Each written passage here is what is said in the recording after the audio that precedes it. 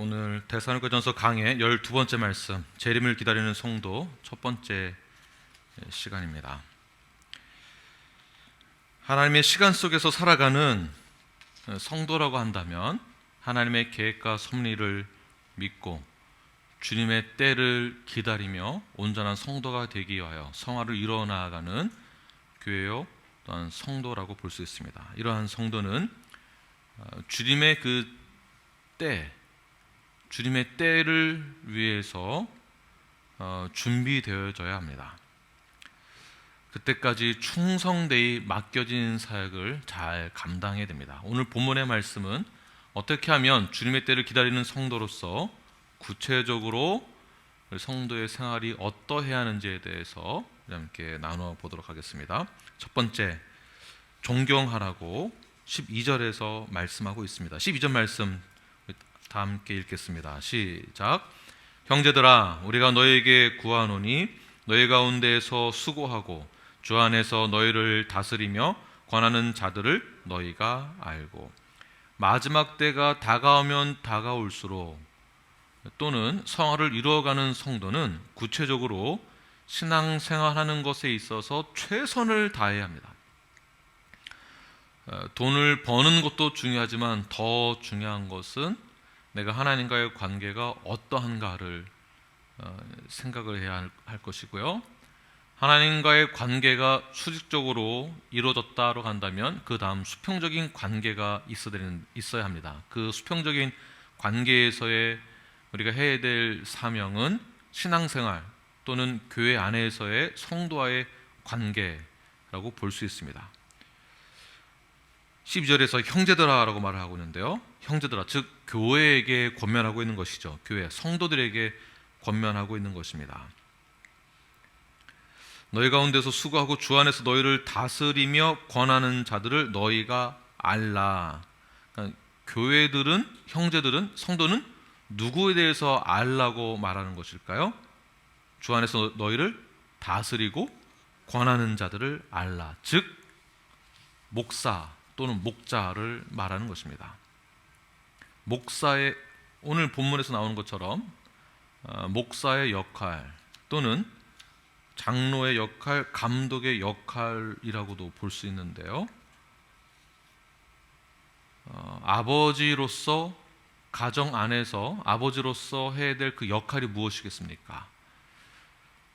교회 구성원의 한 사람으로서 또는 교회 구성원의 어떤 리더를 대표하고 있는 사람으로서 무엇을 어떻게 감당하면서 그 역할을 해야 할까요?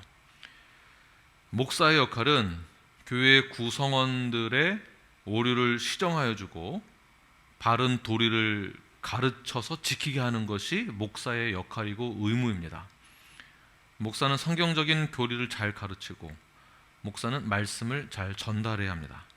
왜냐하면 성도들을 잘 가르쳐야 하기 때문에 그 역할을 그 의무와 책임으로 받았기 때문에 그렇습니다. 데살로니가 교회 안에는 이러한 역할을 하고 있는 다스리며 권하는 자가 있었습니다. 아리스다고이죠. 오늘날 말을 하면 목사라고 볼 수 있습니다.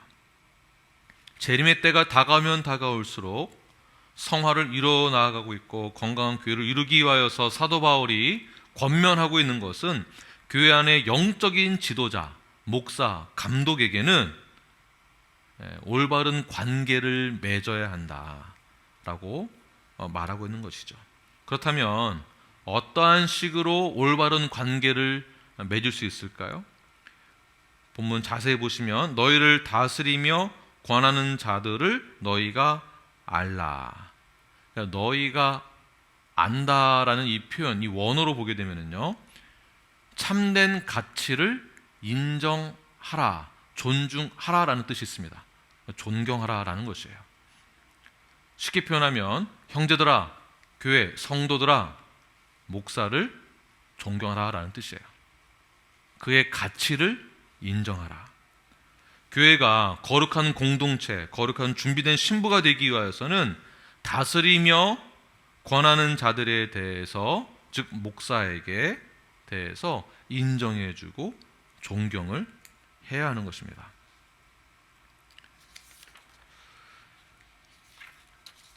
목사는 그냥 교회 지도자로만 세워진 것, 어떠한 대표성만 띠는 자리에 앉혀놓은 그러한 직분을 가진 것이 아닙니다.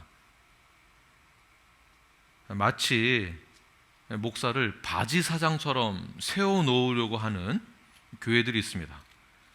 목사님은 그냥 가만히 설교만 해주세요. 나머지는 저희들이 다 알아서 하겠습니다. 얼핏 보면 굉장히 성도들의 자발적인 헌신과 성도들의 열정이 눈에 보여져서 건강하다라고 보여지지만 그 말 속에는 목사님은 우리가 하는 일 절대 신경 쓰지 마세요. 우리가 알아서 하겠습니다.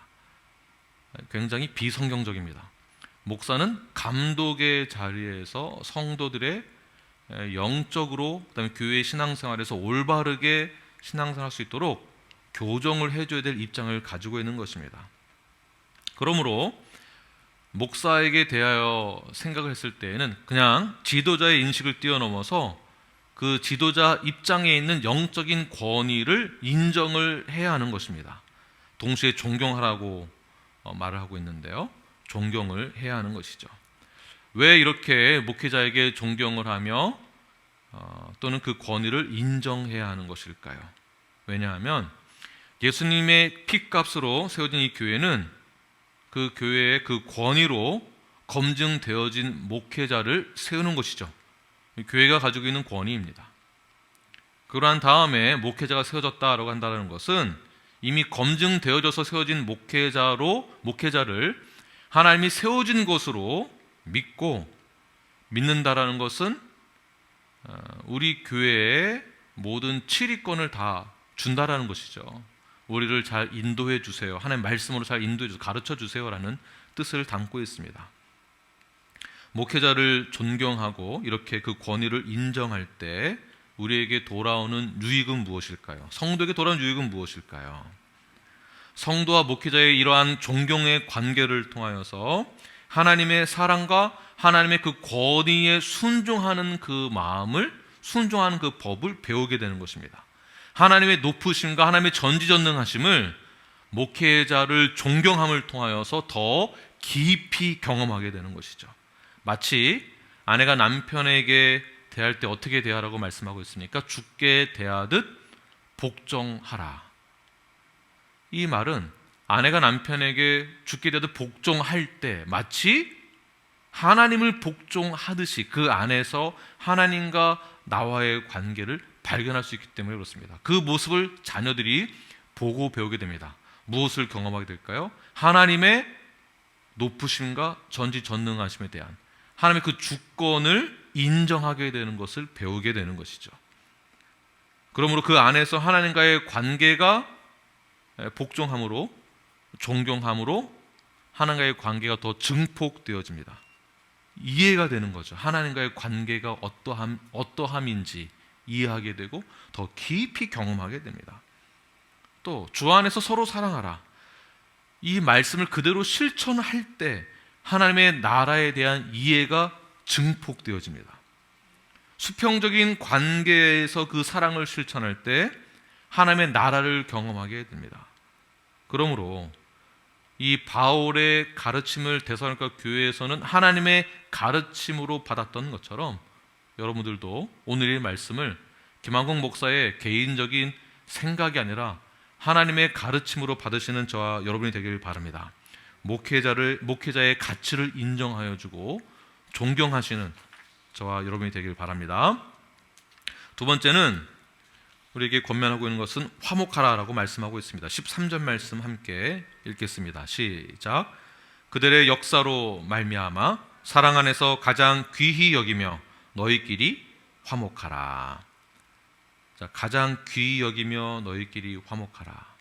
목회자를 가장 귀히 여기시고 목회자의 가치를 인정해 주시는 여러분들 되길 바랍니다. 이것이 성경적으로 건강한 교회의 특징이라고 볼 수 있습니다. 성도와 목회자와의 관계. 그렇다고 맹목적으로 목회자에게 복종하라라는 뜻은 아닙니다. 목회자에게 복종하거나 또 존경할 때에는 주님의 사랑 안에서 자발적이고 자의적인 순종으로 목회자를 가장 귀하게 여겨야 하는 것입니다.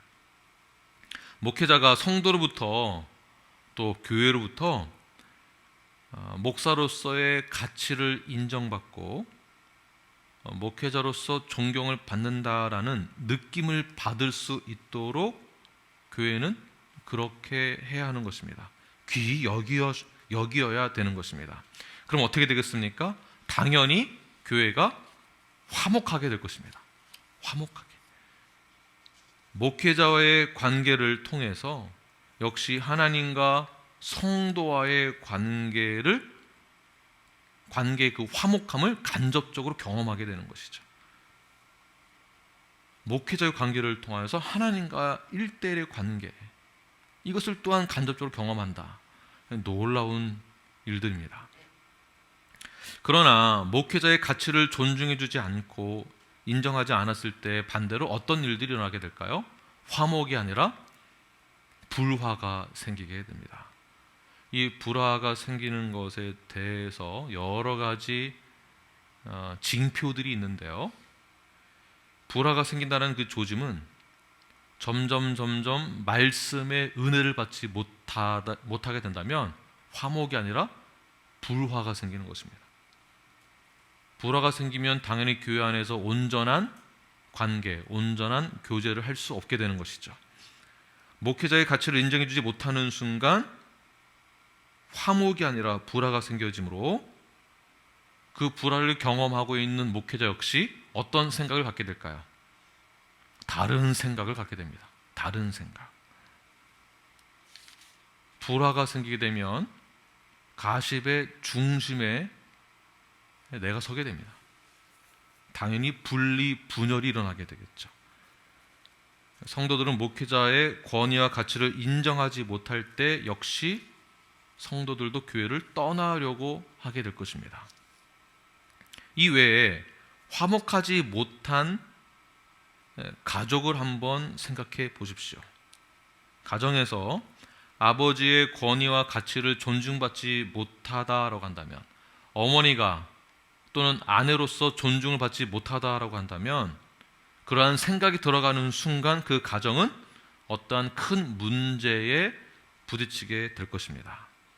자녀들도 존중받지 못하다라고 한다면 그 가정은 화목하지 못하게 될 것입니다. 이렇게 연결되는 것이죠. 이러한 불화가 생기게 되면 가시적으로 화목한 가정이 무엇인지를 생각을 했을 때 실제적으로 아버지의 역할이 무엇인지를, 아버지를 어떻게 대해야 하는지를 알아야만 이 불화가 생기지 않는 것입니다. 그러므로 가정에서는 아버지를 귀하고 존귀하게 존경을 하는 그러한 모습이 아내에게서부터 나와야 하는 것이며, 자녀들에게도 그 모습이 있어야만 그 가정이 화목이 이루어지게 되는 것입니다. 질서이죠. 하나님이 질서를 다 잡아주신 거예요. 이러한 가정을 화목한 가정이라고 볼 수 있습니다. 교회도 마찬가지입니다. 목회자의 영적인 권위를 여러분들이 자발적으로 순종하는 마음으로 성경의 권위에 의해서 인정해 주시기를 바랍니다. 목회자를 감시의 대상으로 삼지 마시고, 목회자를 너무나도 우습게 보지 마시고, 그럴 리는 없지만 목회자를 다른 시선을 바라보지 마시고 오히려 존경하는, 이미 검증되어져서 세워진 것이기 때문에 더 존경하고 더 위하여 주며 그 가치를 인정하여 주고, 그리하여서 화목의 관계를, 성도와 목회자와의 화목의 관계를 이뤄나가시는 우리 뉴라이프 공동체가 되기를 바랍니다. 이런 화목한 공동체는 불화가 없습니다. 당연히 건강하게 되는 것이겠죠. 자, 세 번째, 사도 바울이 권면하고 있는 것은 또 형제들아라고 말하면서 다스리라라고 말씀하고 있습니다. 14절 말씀 함께 읽겠습니다. 시작. 또 형제들아, 너희를 권면하노니 게으른 자들을 권계하며 마음이 약한 자들을 격려하고 힘이 없는 자들을 붙들어주며 모든 사람에게 오래 참으라. 자, 형제들아, 다시 한번 보면 이것 또한 사도 바울이 교회 성도들에게 권면하고 있는 것이에요. 전체 문맥을 알 듯이 14절만 보면은 마치 목회자에게 말하고 있는 것 같지만 문맥을 보면 교회에게 말하고 있다라고 저희들이 쉽게 이해를 할 수 있게 됩니다. 12절에서는 구하노니 이러한 단어를 사용하는데 14절을 보게 되면은 권면하노니라고 이 단어를 바꿔서 말을 하고 있죠. 더 강도 높은 단어를 사용하였습니다. 왜 이러한 단어를 사용하였을까요? 이러한 표현법은 지금까지 건강한 교회가 되기 위해서 내가 이렇게 구한다라는 표현을 썼는데 지금부터 말하고 있는 것은 굉장히 더 중요하다라고 강조하고 있는 것이겠죠. 전에 것도 중요하지만 지금 더 중요하다. 자세히 들어라. 네. 내가 똑같은 말을 반복하고 있는 것이 아니다. 지금은 완전히 새로운 것이다. 이것을 잘 기억해라. 강조하고 있는 것입니다. 내용은 이렇습니다. 게으른 자들을 권계하며. 그래서 게으른 자들이란 어떠한 자들을 말하고 있는 것일까요? 개역 한글 버전으로 보게 되면은 이 게으른 자들을 규모 없는 자들이라고 표현하였습니다. 규모 없는 자들. 자, 게으르다, 규모가 없다. 연관성이 있을까요? 게으르다, 규모가 없다라고 하는 이 단어의 원어를 보게 되면 아타크투스라는 이 단어인데요. 이 부분을 잘 기억하십시오. 게으르다라는 뜻이 우리가 알고 있는 게으르다라는 뜻이 아닙니다. 아투크투스의 뜻은 대열에서 이탈한 그 병사, 즉 사회적 뜻으로는 일반적인 규율을 복종하지 않는, 불복하는 사람을 말하는 것입니다. 대열에서 이탈한 사람, 사회에서는 일반적인 규율을 어기는 사람, 불복하는 사람.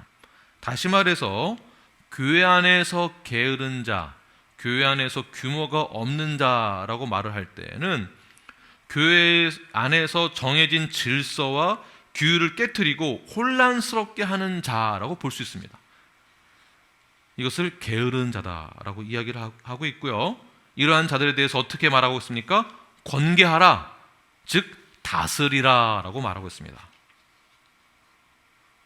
제가 치리에 대해서 계속 제자훈련에서도 가르치고 설교할 때 치리 저희가 어떻게 합니까? 목사님이 하셔야죠. 이렇게 아예 결론을 짓는 분들이 계셨는데요. 지금 사도 바울이 하는 이 말씀 누구에게 말하고 있는 것입니까? 목회자에게 말하는 것인가요? 아니면 교회에게 말하고 있습니까? 교회, 성도들에게 이야기하고 있는 것이에요. 게으른 자들에게 권계하라. 어떻게 하라고요? 교회 안에서 질서를 무너뜨리며 혼란스럽게 하는 자들에 대해서 잘 다스려라. 다른 말로는 치리를 하라라고도 볼 수 있습니다. 권계하라. 데살로니가 전서에서 말하고 있는 이 내용 이후에 후서에서 보게 되면은요, 사도 바울이 이 말을 하고 있는 이유가 있을 텐데 분명히 교회 안에서 질서를 무너뜨리는 자가 있기 때문에 더 강한 어조로 권면하는 뜻으로 이 말을 한 것이죠. 권계하라, 게으른 자들을. 이 부분이 시정이 되지 않았는지 데살로니가 후서에서는 이렇게 이야기를 합니다. 3장 6절과 7절 말씀 함께 읽겠습니다. 시작. 형제들아, 우리 주 예수 그리스도의 이름으로 너희를 명하노니 게으르게 행하고 우리에게서 받은 전통대로 행하지 아니하는 모든 형제에게서 떠나라. 어떻게 우리를 본받아야 할지를 너희가 스스로 아나니 우리가 너희 가운데에서 무질서하게 행하지 아니하며. 다시 말해서 어떠한 그룹, 대부분의 그룹들은 교회가 질서 있게 목회자의 관계가 화목한 관계로, 존경하는 관계로 세워져 가고 있는 반면 어떠한 작은 소수의 그룹은 이들이 하는 것에 대해서 전혀 동의하지 않고 성경에서 벗어나 비성경적으로 오히려 더 게으르게 하고 있는 형제들이 있었다라는 것이에요. 그래서 사도 바울이 권면하고 있는 것은 모든 형제에게서 떠나가게 하라라고 말하고 있는 것이에요. 지금 무엇을 사도 바울이 말하고자 하는 것일까요? 주석에서는 이 부분을 이렇게 표현하고 있습니다. 교회의 질서를 깨고 게으르게 행하는 자들에 대해서 교회는 묵인해서는 안 되며 마땅히 치리권을 행사하여 경고하고 징계함으로 이러한 악행이 확산되는 것을 막아야 할 것이다. 여러분 아멘 하시기 바랍니다. 교회가 어떻게 그렇게 할 수 있나요? 이러한 생각이 잘못된 생각입니다. 교회는 거룩한 신부로서 준비된 공동체가 되어야 합니다. 사회에서도 그렇게 압박이 있는데 교회도 그렇게 해야 되나요? 그럼 교회를 어떻게 올 수 있겠습니까? 너무 불편해서. 그럼 교회 못 오죠. 이거는 성경적인 생각이 아닙니다. 그렇다고 교회가 억압하거나 압박을 주는 것이 아니라 이러한 건강한 모습을 통하여서 더욱더 죄라고 구분 지을 줄 아는 지혜가 생기고 분별할 줄 아는 영적인 능력이 생겨나며 더욱더 경건함으로 성장할 수 있는 그러한 올바른 길이 바로 이러한 징계 안에 있다는 것이에요. 어제 말씀을 인용해서 한다면 하나님, 이 징계를 통한 하나님의 사랑의 손길이라고 봐야 하는 것입니다. 좋은 것입니까? 나쁜 것입니까? 좋은 것이죠. 마지막 결론은 우리를 하나님의 자녀로 더욱더 삼아주고 인정하기 위한 방법이 바로 징계이기 때문에 징계는 반드시 있어야 한다는 것입니다. 우리 뉴라이프는 교회 안에서의 질서를 잘 지키시는 오늘 말씀처럼 목회자의 관계가 화목의 관계로 목회자를 더욱더 인정하여 주고 존중히 여기며 귀히 여길 줄 아는 그리하여서 하나님과의 관계가 어떠해야 함을 발견할 수 있는 우리 뉴라이프 성도가 되길 간절히 축원합니다. 네 번째는 격려하는 것이에요. 14절 말씀 마음이 약한 자들부터 읽겠습니다. 시작. 마음이 약한 자들을 격려하고 힘이 없는 자들을 붙들어주며 모든 사람에게 오래 참으라. 마음이 약한 자들을 격려한다라는 것, 마음이 약한 자는 낙심한 자를 말하고 있습니다. 낙심한 자. 데살로니가 교회 성도들 중에 낙심한 자들이 있었습니다. 마음이 약한 자들이 있었다라는 것이죠. 왜 그랬을까요? 오늘 본문에서는 정확히 어떠한 문제로 인하여서 마음이 약해졌는지는 모르지만 전체 문맥을 보면 문맥상 가족을 잃은 슬픔과 예수님의 재림 때 이들이 구원받지 못할 것 같다라는 잘못된 신앙관념 때문에 찾아오는 불안감으로 인하여서 마음이 약해진 자들을 뜻하겠죠.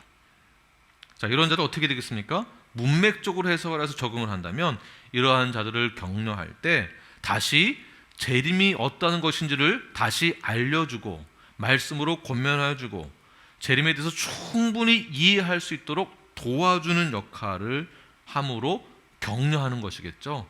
안심해도 돼. 재림은 이런 것이야 라고 설명을 해주는 거예요.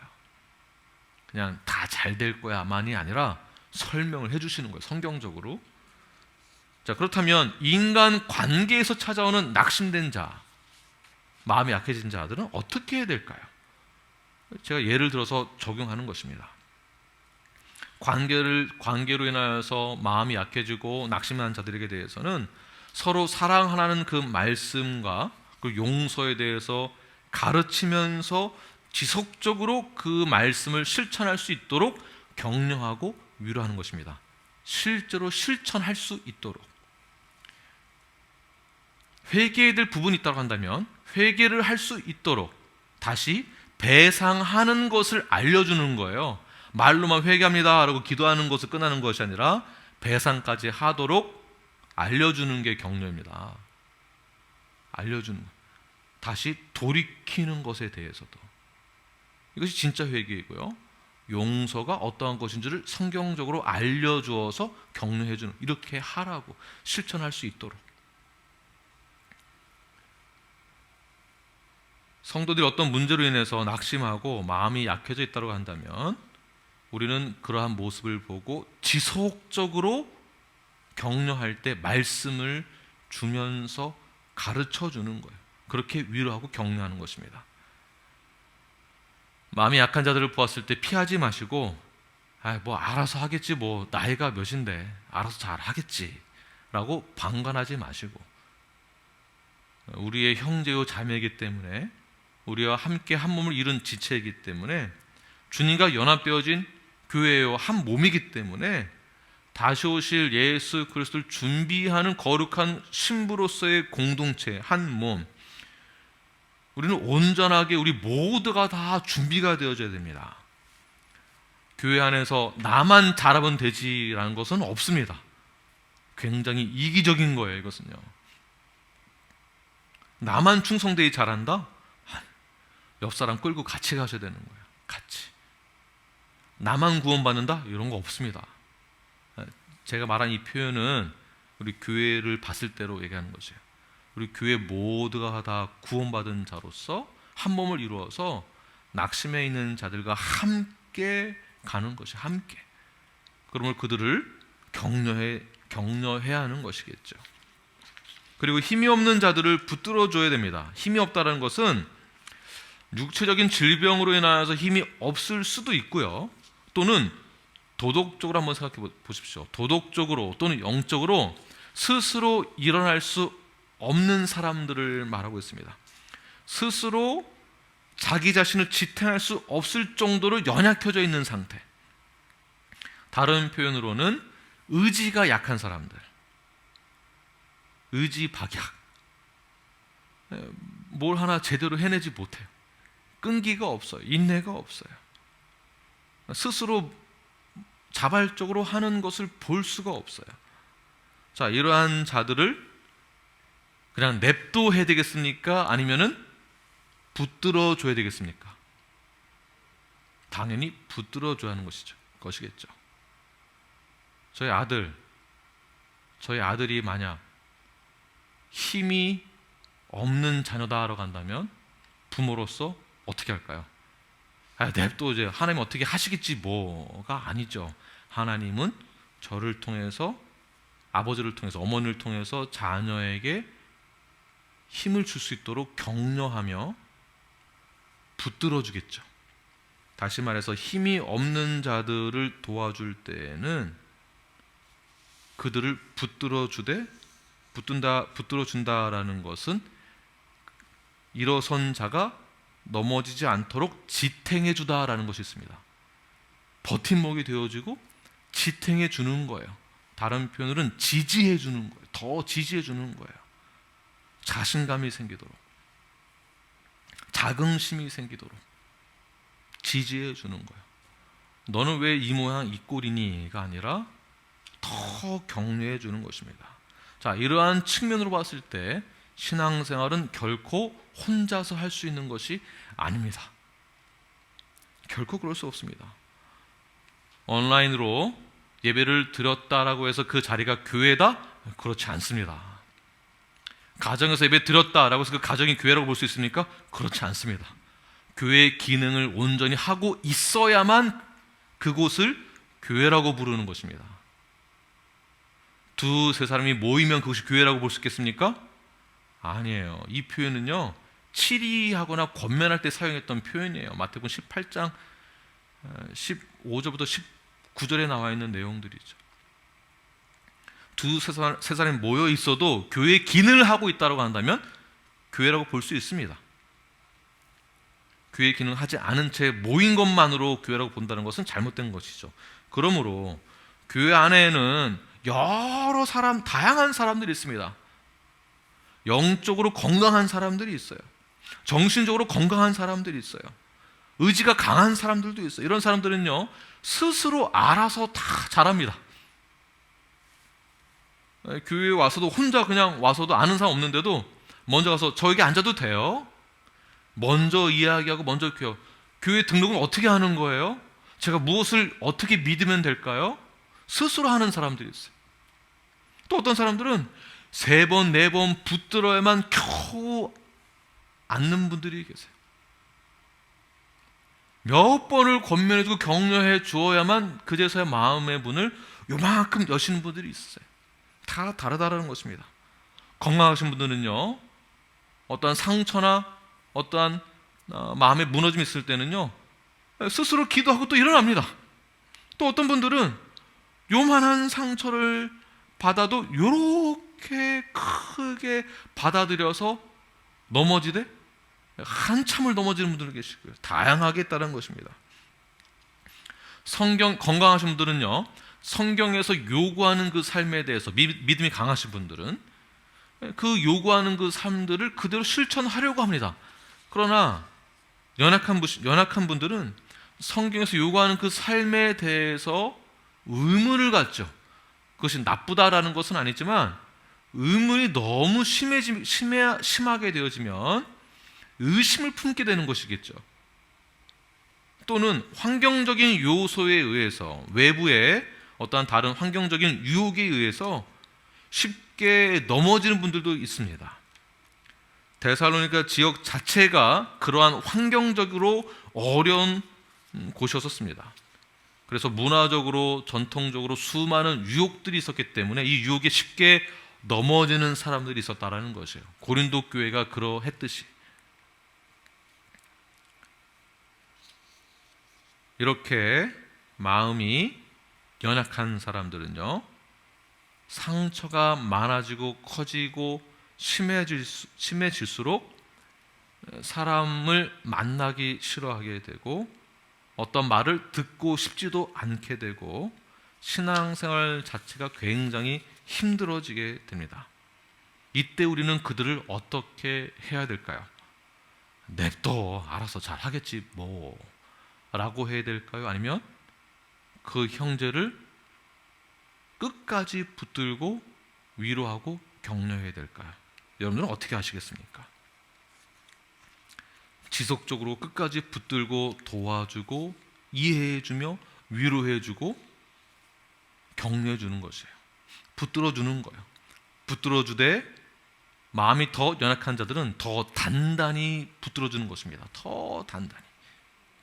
넘어지지 않도록 버팀목이 되어지고 지탱해주고 지지해주는 거예요. 내가 함께하고 있다. 우리 함께 성화를 이루어 나가보자. 내가 함께 기도해 줄게. 우리가 함께 있어. 저희 후배 목사님이 뉴올리언스에서 목회하고 있는데요. 다행히 이번에 피해 지역에서 북쪽으로 5시간 떨어져 있었기 때문에 직접적인 피해를 겪지 않았다고 합니다. 혹시나 제가 전화해서 어떤지 안부를 했는데요. 이제 저에게 한국이 형이라고 얘기를 해요. 형 너무 고마워요. 이렇게 생각해서 전화해주고 지금 개척을 준비하고 있는데 여기 한국 사람이 4명밖에 없대요. 그래서 인터내셔널 목회를 하기 위해서 개척 준비하고 목사님들과 함께 상담하고 기도하고 있는 중이에요. 형 기도해 주세요. 라 목사, 내가 옆에 있진 않지만 그래도 함께 기도할게. 힘내고 절대 혼자 있다고 생각하지 마. 나도 같이 기도하고 우리 교회에서도 도움이 필요할 때 같이 기도하고 협력할게. 힘내서 그 지역의 영적인 부흥을 위하여서 준비를 잘 해줘. 뒤에서 같이 함께 하고 있을게. 이런 협력의 관계를 통하여서 다른 목회자는, 다른 교회는 어떤 마음을 갖게 될까요? 아, 나는 혼자가 아니구나. 나를 지지해주고 지탱해주는 목사가 있고 교회가 있고 형제가 있고 자매가 있구나. 무엇을 경험하게 될까요? 하나님이 교회를 통해서 나를 지지해 주시는구나. 하나님이 누구 형제를 통하여서 나를 격려해 주시는구나 라고 느끼게 되겠죠. 하나님은 사람을 통해서 역사하십니다. 하나님은 교회를 통해서 역사하십니다. 왜 우리가 이렇게까지 해야 하는 것일까요? 내 인생, 나의 문제 해결하기도 바쁘고 힘이 들고 버거운데 왜 우리는 이웃까지도 생각을 하며 격려해야 하는 것일까요? 왜 그럴까요? 바로 힘이 없이 좌절하고 무너져가는 그 형제가 나의 형제이기 때문에 그렇습니다. 나의 지체이기 때문에 그렇습니다. 예수님의 몸에 접붙임 되어진 우리의 지체, 가족이기 때문에 그렇습니다. 저는 뉴라이프가 이렇게 형제를 사랑하고 위로하며 서로 지탱해주는 형제요 가족인 줄을 믿습니다. 우리 교회에서도 많은 분들이 우리 교회는 가족이잖아요. 우리 형제잖아요. 이런 말을 요새 더 많이 듣는 것 같습니다. 친형제만큼, 아니 친형제보다도 그 이상 예수님의 핏값으로 세워진 이 교회, 그리스도의 몸된 이 교회, 하나된 교회가 서로를 위로하며 격려하는 교회로 더욱더 자라나게 될 줄 저는 확신합니다. 마지막 5번째입니다. 5번째는 선을 따르라. 15절 말씀 함께 읽겠습니다. 시작. 삼가 누가 누구에게든지 악으로 악을 갚지 말게 하고 서로 대하든지 모든 사람을 대하든지 항상 선을 따르라. 자, 사도 바울은 교회에게 말하고 있는 것입니다. 자, 그렇다면 건강한 교회는, 건강한 성도는 어떠한 성도일까요? 다시 한번 정리를 해본다면 서로를 존경하고, 목회자를 존경하고, 목회자와 화목의 관계를 가지며 서로를 잘 다스리고 서로 격려하고, 마지막 악을 악으로 갚지 않고 선을 따르는 것입니다. 선을 행하는 것. 자, 선을 행하는 것, 악을 악으로 갚지 않는다라는 것, 반대말은 무엇이겠습니까? 눈에는 눈, 이에는 이이겠죠. 예수님께서 새 계명을 주시기 전까지의 법은 악은 악으로 갚아야 된다라는 것이에요. 오른팔을 당했으면 상대방 오른팔도 꺾어야 되는 거예요. 눈에는 눈, 이에는 이. 이러한 것이 그 당시 사회의 정의였어요. 사회의 정의. 제가 아주 어렸을 때 중국 무협 그 영화가 아주 유행했었습니다.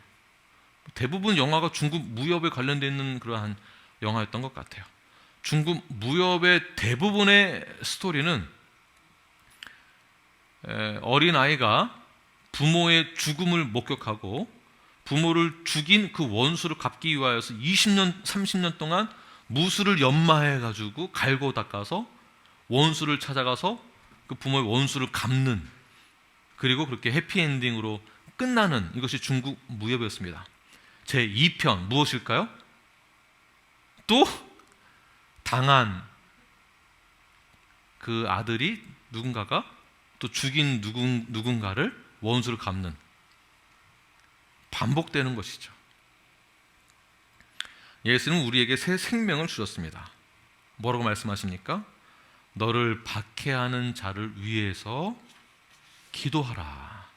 마태복음 5장 43절 44절 말씀 함께 읽겠습니다. 시작.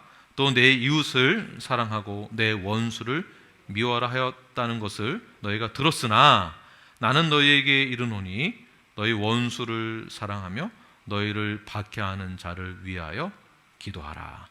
무슨 말일까요? 눈에는 눈, 이에는 이.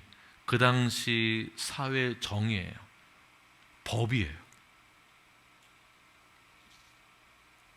그러나 예수님 뭐라고 말씀하십니까? 원수를 사랑해라. 악을 악으로 갚지 말아라. 오히려 선으로 갚아라. 이게 올라오는데도 하나님 예수님께서는 선으로 갚아라. 네. 원수를 사랑해라. 예수님의 산상수훈에서의 말씀이죠. 그 당시 당연히 여겼던 사회의 관습이고 전통입니다. 법이고 상식이고 일반적인 거였었어요. 눈에는 눈, 이에는 이. 악으로 갚는 것.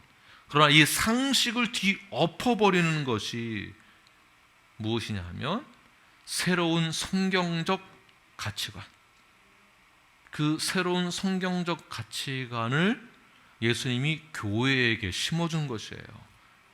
이러해야 된다. 옛 잘못된 그들의 생각을 완전히 뒤엎어버리는 것. 그러면 우리는 사실 이게 그 당시 말이 안 되는 일들이 벌어지고 있는 것입니다. 쉬운 것이 아니에요. 뭐 그게 말이 돼? 어떻게 손으로 갚아? 그게 말이 돼? 분명히 대다수가 이렇게 말을 했을 것입니다. 그러나 어떻게 바뀔 수 있겠습니까? 전혀 사람의 말로는 바뀔 수 없는 것이지만 하나님의 말씀을 그대로 받아 이 말씀을 그대로 실천하는 자가 있었기 때문에 오늘날 기독교의 말씀의 능력이 실천하는 자들을 통하여서 이루어지게 되는 것입니다. 이것을 뭐라고 부릅니까? 역사죠, 역사. 역사는 언제 일어나게 되겠습니까? 말씀을 그대로 실천할 때입니다. 실천할 때. 원수를 사랑할 때 역사가 일어나는 것이에요. 그때 시작되는 것입니다. 그를 위해서 기도할 때, 박해를 하는 자를 위해서 기도할 때 역사는 시작되는 것이에요. 역사가 일어나면 기도하는 것이 아니라, 그거 보고하는 것이 아니라, 불가능할 것 같은 것을 말씀 그대로 실천할 때. 세상적인 말로는, 사람의 말로는 변하지 않습니다. 사람을 변화시킬 수 없고 세상을 변혁할 수 없습니다. 그러나 오직 온전한 하나님의 말씀을 그대로 실천하는 자만이 역사를 경험하게 되는 것이며, 그때 세상은 변하게 되는 것입니다. 그 말씀을 오늘날 저희들에게 성경을 통해서 주셨습니다. 이것을 뭐라고 하죠? 계시입니다. 계시를 주신 거예요. 계시를 받은, 계시를 믿는 성도는 그 말씀 그대로 실천할 때 역사가 일어납니다. 그 자리에 하나님의 나라가 임하게 되는 것입니다. 그대로 실천할 때. 이것이 진정한 변화이고 변혁이며 개혁이에요. 트랜스포메이션, 리포메이션, 변혁이 일어나고 개혁이 일어나는 것이에요.